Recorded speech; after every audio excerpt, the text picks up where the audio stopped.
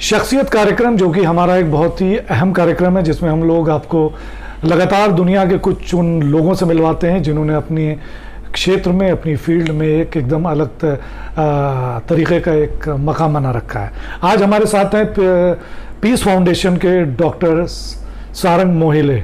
आइए उनसे बातचीत करते हैं और जानते हैं जो उनकी फाउंडेशन है और वर्ल्ड पीस के बारे में जानते हैं। सर, आपका बहुत बहुत स्वागत है। सर, सबसे पहले ये बताइए, जो ये आपकी पीस फाउंडेशन है, what exactly it is? Swami Sarang global peace foundation मेरी एक फाउंडेशन है जिसपे हम लोग वर्ल्ड पीस की बात करते हैं, ना केवल बात करते हैं बल्कि काम करते हैं। जो मेरा विज़न है वो एटॉमिक वेपन फ्री वर्ल्ड और बायोलॉजिकल वेपन फ्री वर्ल्ड है, जिसके ऊपर मैं पिछले 4 सालों से बात कर रहा हूँ और काम कर रहा हूँ। और शायद बायोलॉजिकल वेपन फ्री वर्ल्ड जो शब्द है, इस पर मैंने 4 साल पहले ही समाज को चेताने की कोशिश की थी। जो ये कोविड-19 टाइप की जो चीज़ें चल रही हैं, उससे देश को, दुनिया को अवगत कराने की कोशिश मैं कर चुका हूँ ऑलरेडी। सर, जो आपने वीपन, बायोलॉजिकल वेपन्स की बात की, तो फिर वर्ल्ड पीस पे आपका क्या ख्याल है? आप क्या कहना चाहेंगे?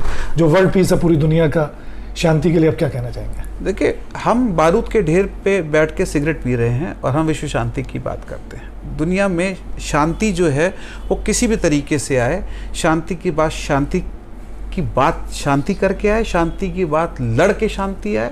हमें फाइनली लड़ने की बात मैं इसलिए करता हूँ शांति के लिए। शांति बिना लड़े आती नहीं, शांति के लिए खून बहाना पड़ता है। शांति प्राइसलेस है। You have to pay the cost for your own peace. And if you are talking about the world peace, जब आप विश्व शांति की बात करते हैं तो कहीं ना कहीं आपको शांति की कीमत देनी पड़ती है, जिसकी कीमत मैं निरंतर देता रहता हूँ। चाहे मैं शांति की बात अपने खून के छींटे दे के शांति की बात करूँ, या मैं शांति की बात गर्म सड़क के ऊपर पैदल चल के करूँ, या शांति की बात के लिए संकल्पित होकर मैं अन्न छोड़ के करूँ। मैं शांति की बात करता हूँ और उसको तवील करने की, उसको लिबरेट करने की, सोसाइटी में इंजेक्ट करने की अपने विचारों को लगातार कोशिश करता हूँ। और शायद कहीं हद तक वामिक साहब मैं कामयाब भी हूँ।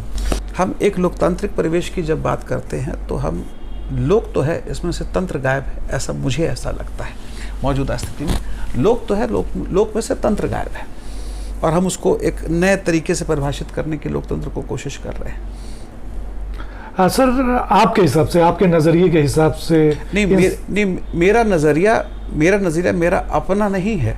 मेरा नज़रिया वामिक साहब वो आपका भी है, क्योंकि अगर आप शांति की बात करते हैं, अगर आप देश की बात करते हैं, अगर आप सर्वधर्म की बात करते हैं, अगर आप खाली बात करते हैं तो ठीक है। अगर आप उसको तवील करना चाहते हैं, अगर आप उसको एग्जैक्टली देखना चाहते हैं, अगर आप उसमें देखते हैं कि उस शांति व्यवस्था में आप भी हैं, उस शांति व्यवस्था में आपका परिवार भी है, आपका समाज भी है, तो आप मेरी बात का समर्थन करेंगे।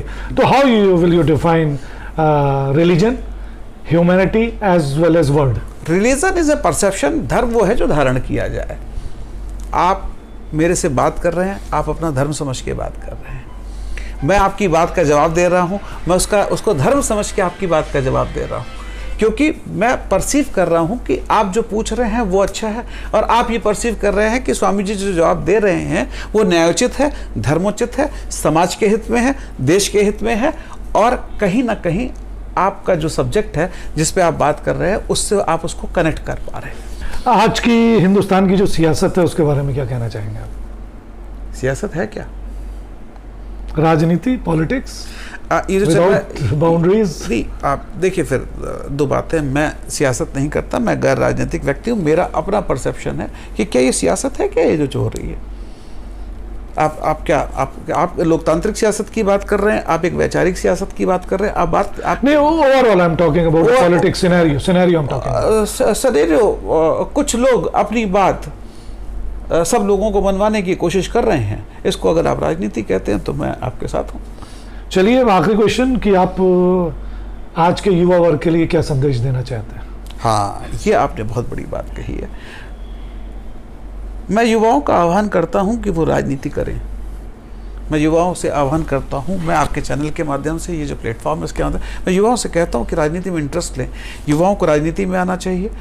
हर वो वोटर हर वो आदमी जो वोट की कैपेसिटी रखता है उसको राजनीति के बारे में समझना चाहिए। उसको साउथ ईस्ट एशिया की राजनीति को समझना चाहिए, उसको राजनीति को पढ़ना चाहिए, उसको पढ़ के अपना नेता चुनना चाहिए, उसको समझना चाहिए कि उसके वोट का हक क्या है। आपने हक की बात करी कहीं पे, अगर आप राजनीति की बात करते हैं तो भाई उसको अपने पॉलिटिकल अधिकार मालूम होने चाहिए। और हम जो नई पीढ़ी है, जो पढ़ी लिखी है, जो पढ़ लिख के आ रही है, नई जनरेशन है, उसको पॉलिटिक्स पे इंटरेस्ट लेना चाहिए। आपको मजे की बात बताएं, किसी पॉलिटिकल आदमी से पूछे कि तुम्हारा क्लासिफिकेशन क्या है, तुम्हारा रोजगार क्या है, तो वो कुछ नहीं करता। वो कहता जी राजनीति ही मेरा रोजगार है। पिछले 20 सालों में उसके पास अगर कुछ नहीं था तो 20 सालों में राजनीति करते करते वो कहां से कहां पहुंच गया। मतलब उसका कोई रोजगार नहीं है उसके पास, वो काम कुछ नहीं करता। आप बहुत से देशों के देखें प्रधानमंत्री, वो कहीं बेकरी में काम करते हैं, कहीं वो स्कूल में पढ़ाते हैं, कहीं कुछ, वो काम नहीं करता। मैं 403 विधानसभा की सीटें हैं जिसमें से जो 403 विधायक किसी भी पार्टी से जीत के आए हों, मैं उस 403 में से 90% का दावा करता हूं कि उन्होंने क्लासिफिकेशन में अपनी पॉलिटिक्स वो फॉर्म पे भर के आए होंगे। राजनीति पेशा नहीं है, राजनीति पेशा नहीं, it's a service. You are providing service to the society. How can you connect that service to a profession? भाई मेरी बात मतलब छोटी है पर बात नहीं, बहुत अच्छा। ये थे हमारे साथ हमारे शख्सियत कार्यक्रम में डॉक्टर स्वामी सारंग पीस फाउंडेशन से। और ऐसे लोगों को हम लोग लगातार ऐसे लोगों से मिलते रहते हैं, बातचीत करते रहते हैं कि हमारी आवाम को, हमारे यूथ को, जो कि इन्होंने यूथ का मैसेज दिया, हमारे हर यूथ को पॉलिटिक्स में आना चाहिए। Thank you very much. मैं अपनी एक बात कहना चाहूँगा, मैं शुभकामनाएं देता हूँ आपके चैनल को और वामिक साहब आपको और आपकी पूरी टीम को कि the way you are liberating your thought and injected in society, and the way you are actually it is required in political system. और जिस तरीके से आप यूथ को जगाने की कोशिश कर रहे हैं, आप बिल्कुल, आप चाहे आप छींटे मार के जगाइए, पानी डाल के जगाइए, पर आदमी को जागना होगा। जब वो जागेगा ना, तभी वो बता पाएगा कि पहले वाले लोग सो रहे थे। क्या बात है। आप जब जाग जाएंगे तब आप बता पाएंगे ना कि पहले वाले लोग सो रहे थे। तो जागिए। मैं स्वामी सारंग, डॉक्टर सारंग मोहिले, स्वामी सारंग ग्लोबल पीस फाउंडेशन के माध्यम से, अगर उसमें पानी का छींटा मेरा है तो मैं देने को तैयार हूं, और पूरी बाल्टी मेरी है तो उठाने के लिए मैं तैयार हूं। तो ये थे डॉक्टर सारंग मोहिले साहब, जिन्होंने इतनी अच्छी बात बताई, और आगे भी आप लोग हम लोग इस चैनल पे शख्सियत कार्यक्रम के अंतर्गत देखते रहेंगे।